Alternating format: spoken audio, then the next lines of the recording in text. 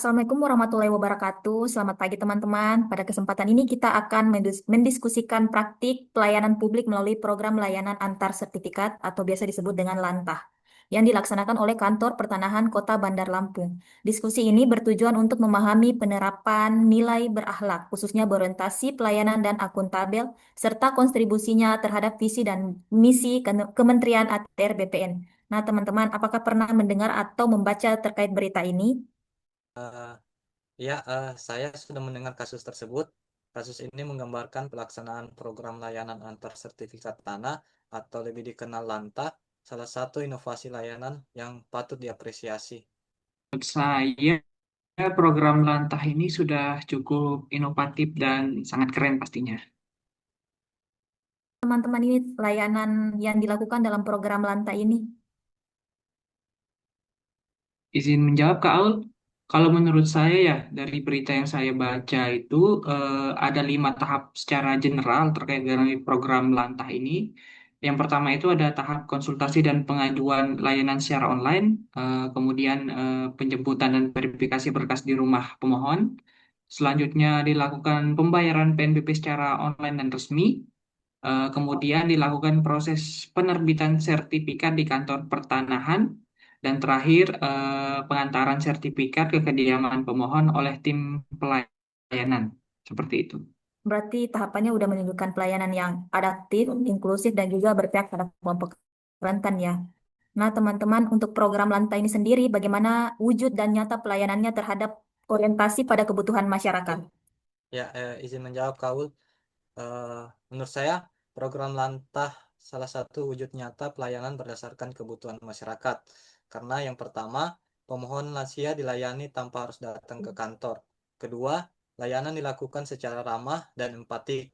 Ketiga, koordinasi aktif antar petugas memastikan layanan tepat waktu.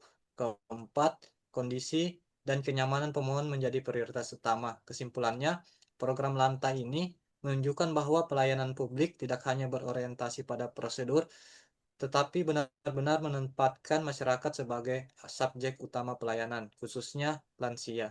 Oh iya Bang Rino, jadi sudah diterapkan ya lantah di Kantah Kota Bandar Lampung.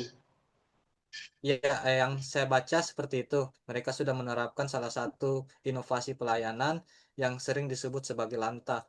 Nah, kalau di kantor saya itu memang belum dilaksanakan pelayanan itu. Tapi harapannya semoga di kantanya kita masing-masing itu bisa menerapkan inovasi pelayanan lantai ini. Begitu. Teman-teman, terus bagaimana sih ini program Lanta dapat dalam bidang aspek akuntabilitas yang diterapkan di layanan ini?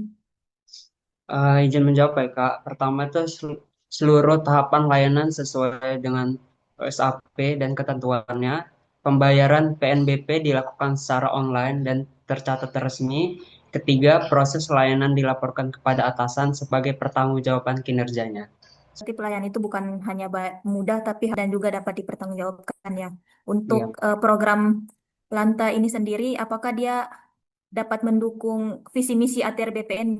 Izin menjawab, Kak Aul, tentu saja hadirnya program Lantai ini mendukung visi misi kementerian kita, Kementerian ATR BPN, karena melalui program ini berarti menunjukkan bahwa pelayanannya sangat profesional dan transparan, mendukung visi misi ATR BPN yang terpercaya dan berstandar dunia. Selain itu, pelaksanaan program Lantah ini juga merupakan pelayanan inklusif bagi lansia untuk mewujudkan keadilan sosial dalam pertanahan, dan juga kolaborasi tim dari Kantah Kota Bandar Lampung mencerminkan semangat gotong royong untuk menuju Indonesia maju. Terima kasih. Teman-teman, mungkin bisa saya tampilkan ya.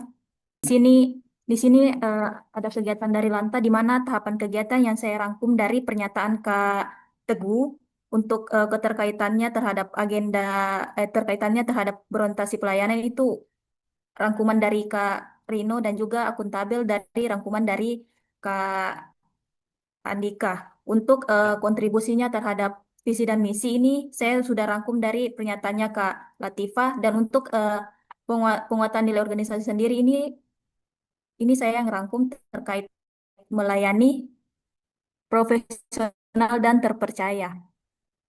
Baik, teman-teman. Sebentar.